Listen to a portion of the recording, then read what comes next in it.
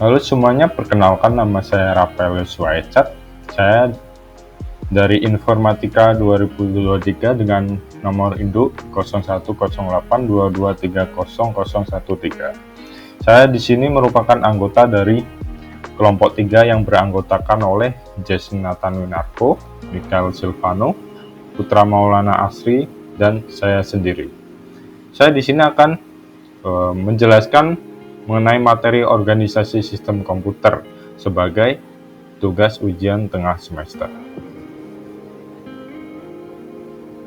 Oke, sebelum itu, apa itu sebenarnya organisasi sistem komputer? Organisasi sistem komputer adalah cara semua komponen dalam sebuah sistem komputer bekerja sama untuk menjalankan sebuah operasi yang diperlukan atau diperintahkan. Hal ini mencakup struktur fisik dan logika dasar yang membentuk dasar dari sebuah arsitektur komputer. Organisasi sistem komputer mencakup berbagai aspek, termasuk perangkat keras atau biasa kita dengar sebagai hardware, dan perangkat lunak atau biasa kita dengar sebagai software, serta cara-cara komponen tersebut untuk berinteraksi satu sama lainnya. Jadi sebenarnya komputer itu memiliki algoritmanya sendiri atau cara-caranya sendiri untuk memproses sebuah instruksi atau sebuah perintah. Secara garis besar ada 3 tahapan yang akan dilakukan oleh komputer untuk memproses sebuah data. Yang pertama adalah tahapan input, di mana kita akan menghasilkan sebuah data melalui misalnya device input seperti keyboard, mouse, atau device input yang lainnya. Data yang kita hasilkan tersebut akan diproses ke dalam CPU, dan data yang telah diproses tersebut akan menghasilkan sebuah informasi. Nah, informasi tersebut akan disimpan melalui memori, karena pada dasarnya CPU tidak bisa menyimpan banyak data atau informasi yang telah dihasilkan secara bersamaan. Jadi data-data tersebut atau informasi tersebut akan disimpan ke dalam memori. Nah, nantinya informasi tersebut akan dikeluarkan sesuai perintah ke dalam output device, misalnya seperti monitor, ataupun printer, atau mungkin headphones, seperti itu. Kita telah melihat bagaimana tahapan-tahapan pemrosesan sebuah data dan menghasilkan sebuah informasi melalui CPU. Nah, lalu apa itu sebenarnya CPU dan komponen-komponen apa yang terdapat dalamnya? CPU atau biasa kita dengar sebagai Central Processing Unit adalah sebuah otak komputer. Kita sering dengar ya bahwa CPU merupakan komponen yang penting dalam sebuah komputer, karena memang CPU itu komponen yang memproses instruksi. Nah, di dalam CPU ada beberapa komponen. Yang pertama adalah control unit. Control unit merupakan komponen dalam CPU yang bertugas untuk mengontrol komputer sehingga terjadi sinkronasi kerja antar komponen dalam menjalankan fungsi-fungsi operasinya. Nah, dan yang kedua ada komponen yang namanya adalah ALU atau Arithmetic Logical Unit. ALU ini merupakan bagian dari CPU yang bertugas untuk melakukan operasi aritmatika dan operasi logika berdasarkan instruksi yang telah ditentukan. Setelah kita mempelajari bagaimana CPU memproses sebuah data, data yang telah diproses oleh CPU akan disimpan ke dalam memori. Karena seperti yang telah kita dengar tadi bahwa CPU tidak bisa menyimpan hasil dari pemrosesan data secara bersamaan atau secara besar. Jadi data yang telah dihasilkan akan disimpan ke dalam memori. Nah, memori itu apa? Memori adalah sebuah komponen dalam komputer. Memori adalah daftar panjang lokasi berukuran byte yang digunakan untuk menyimpan data ataupun instruksi dalam bentuk biner. Setiap alamat memori dapat menyimpan memodifikasi, dan mengambil data. Memori merupakan hal yang penting dalam sebuah komputer. Ya, jadi memori itu merupakan komponen yang esensial ya, komponen yang penting, karena tanpa adanya memori mungkin komputer tidak bisa berjalan. Nah, dapat kita lihat pada gambar, ada dua pembagian jenis memori. Ada memori internal dan ada memori eksternal. Pada memori internal kita bisa melihat ada seperti RAM, ada ROM, ada cache, dan sebagainya. Dan pada bagian eksternal kita bisa melihat seperti solid state drive atau biasa kita dengar sebagai SSD, atau ada penyimpanan eksternal yang berbentuk optikal seperti hard disk. Kecepatan memori tergantung beberapa aspek, termasuk perkembangan dari sebuah komponen tersebut. Misalnya pada eksternal, penyimpanan hard disk akan lebih lambat daripada penyimpanan SSD. Dan kecepatan memori juga tergantung pada dekatnya memori dengan komponen prosesor.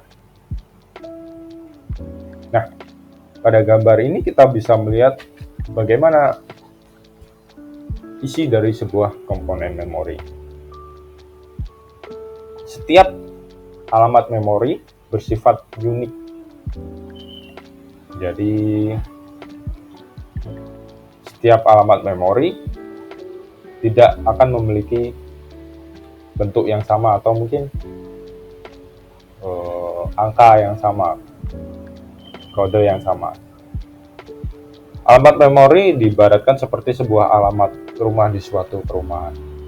Jadi rumah yang satu tidak akan mungkin memiliki alamat yang sama dengan rumah yang lainnya. Nah, gambar sebelumnya itu merupakan sebuah ilustrasi bagaimana memori membaca sebuah data. Kita di sini akan mempelajari langkah-langkahnya bagaimana memori membaca sebuah data.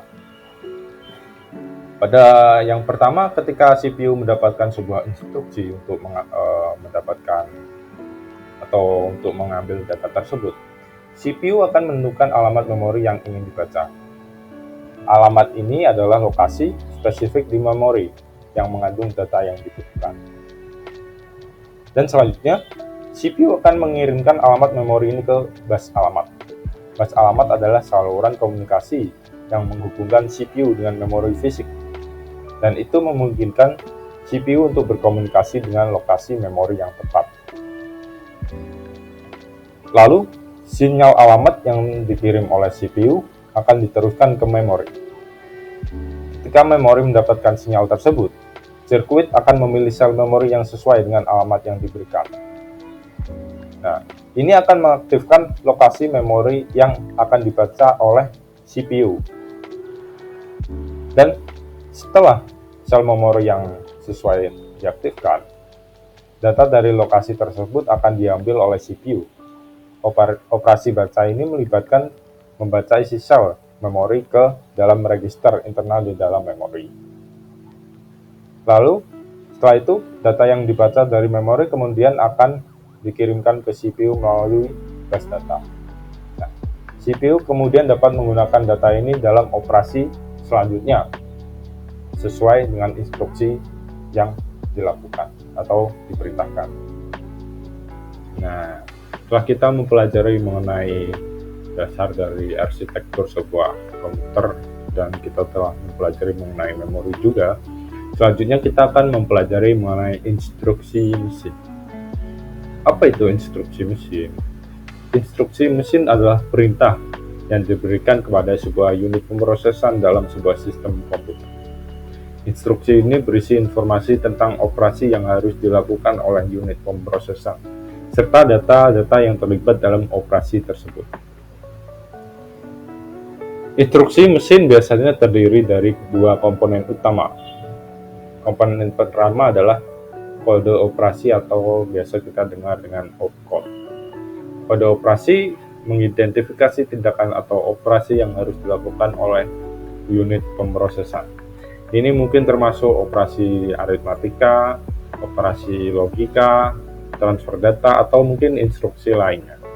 Setiap kode operasi memiliki makna yang sudah ditentukan, atau biasa kita sebut dengan sifat unik. Jadi kode operasi satu tidak akan sama dengan kode operasi lainnya. Nah, komponen yang kedua adalah operan. Operan adalah data atau alamat yang akan digunakan dalam operasi yang diidentifikasi oleh opcode tadi. Operan mungkin termasuk nilai yang harus dioperasikan, atau alamat memori yang harus dibaca atau ditulis, atau mungkin register yang digunakan dalam operasi tersebut.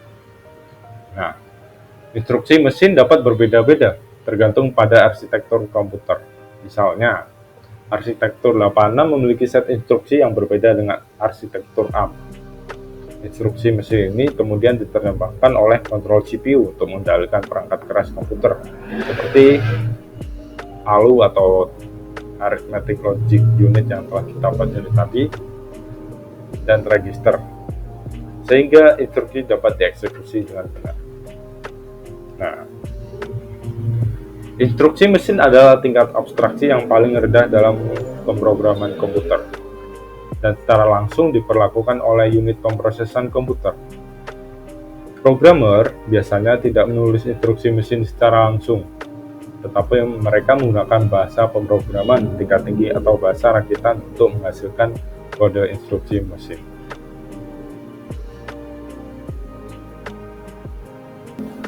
Nah, kita telah mencapai slide terakhir pada materi organisasi sistem komputer ini. Kita telah mempelajari bagaimana dasar arsitektur sebuah komputer. Kita juga mempelajari bagaimana komputer memproses sebuah instruksi yang pada akhirnya akan menghasilkan sebuah data atau sebuah informasi.